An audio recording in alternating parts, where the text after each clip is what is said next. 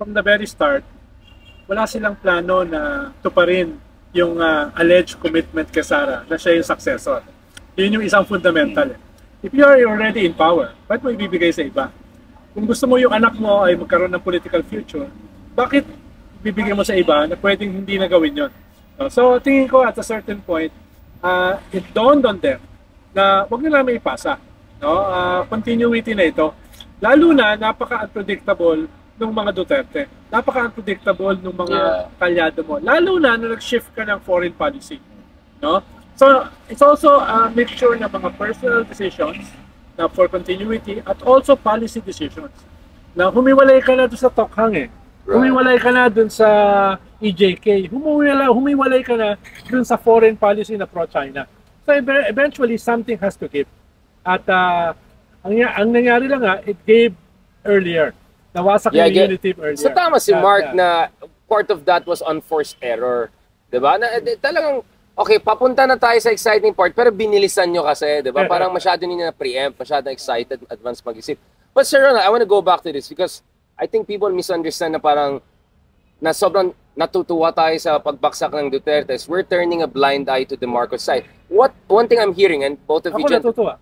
Well, natutuwa tayo, pero hindi tayo natutuwa sa pwede maiwan. Because just to be clear, ito I don't know what you guys think about this, pero what some people are telling me is that once nawasak tong mga Dutertes na to, which is not totally impossible, although you never underestimate Dutertes, pipilitin na talaga nila... Bahagi ng continuity is charter change. Charter change or talagang gagarapalin yung 2028 parang sarili ng kandidato because the ultimate decision, the ultimate game is Sandro after the next cycle, whether it's 2032 or no, I mean kung mag-constitutional change, it could be every 3 years nila or 2034, diba? So I just want to make clear to people na hindi naman tayo nagbubulag-bulagan doon. It's just that hindi mo pwede isabay lahat. You have to take each fight at a time while keeping an eye on the next phase. Anong tawag ni Lenin doon? Ayan na naman. Lenny na. Hindi Lenny. Direction of the main blow. Exactly. So alam natin saan papunta ito. But in the meantime, the Dutertes kasi, let's be honest, I think they're the biggest threat to the Philippines constitutional democracy. And here, nakikita natin yung mga pangalan ng biktima ng martial law, which we'll discuss even more. Dapat magkakaroon din ng memorial na mas marami pang namatay nung panahon ng Digong. 30,000. Now, again, it doesn't mean, we're not making moral, I mean, like saying this is okay. No, actually, it's not an either or. Yeah.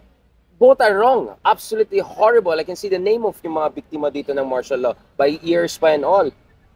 Dutertes are a recent threat and there is still a constant threat. While with BBM, at least thank God, hindi pa nangyari or hindi, I mean, with there's BBM, still time to yun nga at saka hindi siya katulad ng dati. Ikaw, Mark, sa tingin mo, we're being a bit too paranoid about the Tambaluslos plan daw. I don't believe na, kasi yung pinaka-crazy na rinig ko is, pa-impeach both si BBM and Sara. Parang mag-VP muna siya, and then tatanggalin yung cousin niya. Parang napakasira ulo naman yung ganyan na point, di ba? Parang out of this world na yan. Sa akin naman, that's what the Dutertes want to happen. Yeah. Gusto nila na yung iba mag-focus doon sa mga Marcos instead of sa kanila. Right. Para mahati yung attention, mahati yung ano. So, sa akin, ako naman, so pinoint out ni Richard is yung martial law monument dito sa tabi namin, sa right side namin. Pero sa harapan namin, kung show mo dyan sa camera, yun naman is sa Cartilla naman. Right. Kumbaga sila Bonifacio naman, which was about yung foreign yung foreign yung mga Espanyol, imperialism, imperialism and yung kumbaga yung sa freedom naman natin, which I think is very important din. Na kailangan i-consider din dito na Mark up. May opening sa PCO. Maganda yung ginawa niyang spin, talagang galing . So, what you're saying is, at least with BBM, there's no threat of surrendering West Philippine Sea or maging tuta ng China. Hindi, kumbaga, more than just yung awayan nung dalawang pamilya. Right. Kasi sanay naman tayo. 40 years nang nag-aaway yung, or more, or 50 years na yung mga Marcos at yung mga nandun sa Dilao. And ang tagal na sanay na tayo dyan. Pero ibang usapan kasi, kapag ibang bansa na yung nakikialam, pag ibang bansa na yung pumapasok, kumbaga yung sovereignty and yung freedom natin as a whole country involved, kumbaga that takes on a different level na of threat, dapat kasama din sa pagdesisyon natin how to handle the situation now. Of course, kailangan iniisip mo din what will happen in 2028, what will happen in 2034. 'Di ba? Kaya nga yun yung mga, 'di ba, calls nung ibang kasama ng kakampings na yung mga calls ni Trillanes na dapat hindi tumitigil nung grassroots. Dapat even after the 2022 elections, 2025. 2022 defeat nung elections, okay. dapat nagtuloy-tuloy, dapat hindi tumitigil, dapat it's kumbaga you grow the movement every election cycle, tuloy-tuloy dapat na paglaki. So pwede mo naman gawing sabay Pwedeng sabay. Exactly. Hindi naman mutual exclusive Right? Hindi naman mutual exclusive. Sir Ronald, I want to get back to you, so if Duterte is a 10 out of 10 threat to constitutional order and Marcos Sr. was a dictator, how do you rate Sara versus BBM in terms of threat to our democracy and constitutional order, each of them? Well, Snapshot. Hindi ko ihiwalay si Sara kay Digong. 10 out of 10 din siya. Hindi ko sila ihiwalay sa China. Sila na yung foothold dito ng China at hindi sila iiwanan. Good point, bro. Lalo na yung Pilipinas ay nasa strategic center nitong the great game, the superpower game. Nagtaka nga ako ba't hindi lumabas tayo sa debate. Malinaw naman for the US, this region is the hub of the world. And we are a key part of that hub. 2/3 of the population is here. And half of the economy is here. Half of the global economy is here. Ito yung most important trade route ngayon. At halos hindi na mention yung usapin dito. Kaya that's a huge gap dun sa debate. Well, that's why you need a second debate na more foreign policy. Na hindi mangyayari. Hindi na mangyayari. Wala, that's it. Ang naiwan kasi sa foreign policy ay mas anti-democrat. Afghanistan, Ukraine and Gaza, Palestine. And a bit of China lang. Or dahil medyo mas pareho sila sa China kumpara dun sa ibang halos bansa. walang difference. Yabangan lang yun. Actually, kung ikaw si Trump, target mo yung mga sundalo at pamilya ng sundalo, yun ang pupuruhan mo.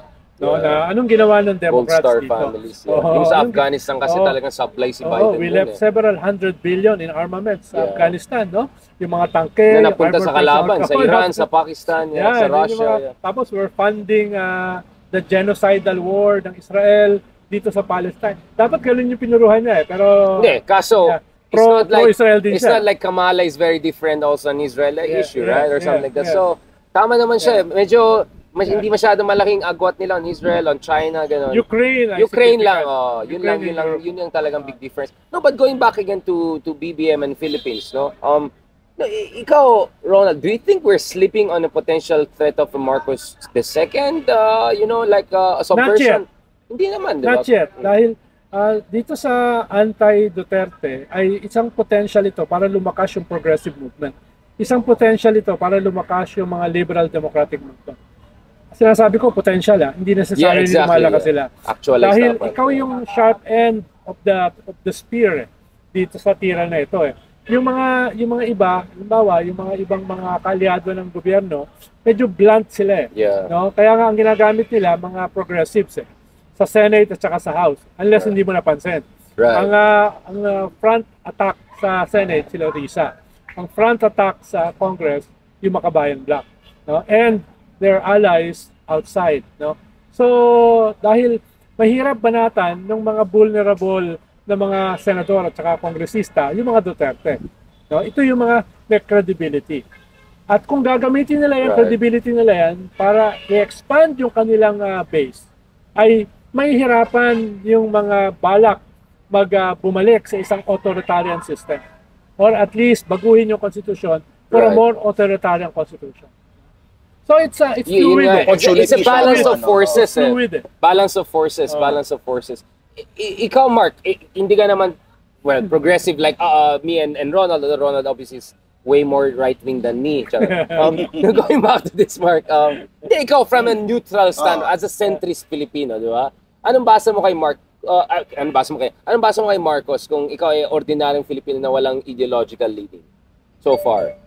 Saan ka kakapos? Economy, di ba? Parang doon talaga, medyo. Yun talaga malapit sa tiyan talaga. Yun talaga yung pinaka issue, pinakamalapit sa ordinary. And yun din yung binabanat kila Marcos at yun din sila medyo nahihirapang i-communicate kung ano yung mga ginagawa nila towards that. Pero tama yung sinabi ni Senator Ronald. The Big R. Ni Big R. Na yung atake sa mga Duterte, lumalakas yung Marcos camp, pero it's also an opportunity para lumakas yung progressive camp, lumalakas yung pink camp. Diba? It's also a chance. Yeah. Kasi binabawasan mo ng support yung yung Duterte na side eh. Ang tanong na lang, kanino mapupunta yon? Mapupunta ba sa mga Marcos? Mapupunta ba mapupunta kay Tulfo? Or mapupunta kay So huwag natin kalimutan sa Okta survey 2 months ago, ay 31% ayaw sa both Marcos and Duterte. 11% are undecided and 6% are opposition. Yung traditional pink opposition. That's half of the population. Naghahanap ng bago. Diba? At sabi mo, kung walang magiging alternative dyan, pupunta yan sa mga Tulfo. No? Dahil may brand eh. Ang pupuntahan yan, sino ba yung brand na tingin nila ay bumabanat sa mga institusyon na hindi sila dinadala at sasamahan sila sa kalsada. No? Kaya ang lakas ng Tulfo brand, ipatulpo mo. Diba? Grabe no, kasi ang labanan ngayon for number 1 na, Erwin. Number 1 and number 2, parehas Tulfo. Grabe. Grabe. I mean like, so hindi lang T3, ang laban natin, sino sa kanila mag-number 1? Number 1. Oh, yun na sibling. Imagine mo, for the first time in history, 3 magkakapatid na tapos, 1 or 2 of them ay viable for the president. For the president. Ikaw, how do you see that going? Ito din yung sinasabi ko kay Richard naman. Small R. Kay small R. Yung sa observation ko sa progressive movement. Kasi, di ba, pag progressive, di ba, kasama dyan yung mga pro-labor, mga labor unions, mga ano. Pero bakit sa ngayon, lumalabas na, kung titignan mo, yung mga pro-labor, yung mga ordinaryong manggagawa, ang mas nag-aapila is yung style ni Tulfo. Di ba? Yun ang napapansin ko. Na maybe yung mga old style na like yung mga rally and yung mga picket, mga ganon. Of course, may ganon pa din. Hindi naman mawawala yun. You keep that, but you innovate on that. Tignan mo yung ginagawa nila Tulfo na diretso na actionan. Kasi yung audience nila is mga security guard, mga OFW, mga factory workers na below minimum wage. Which is yun yung traditionally na dapat naliligawan nung progressive, nung pro-labor na movement na pupunta sa mga Tulfo. Kaya, di ba, nabanggit ko sa'yo, yung TikToker na lumalakas ngayon, yung Eli San Fernando, na kung titignan mo yung content niya, akala ko nung una, DDS, akala ko kakamping. Yun pala, pro-labor. Pero pro-labor siya, pero ang style niya is more Tulfo style, na medyo medyo banat-banat, medyo may nagmumura din siya. Bardagulan.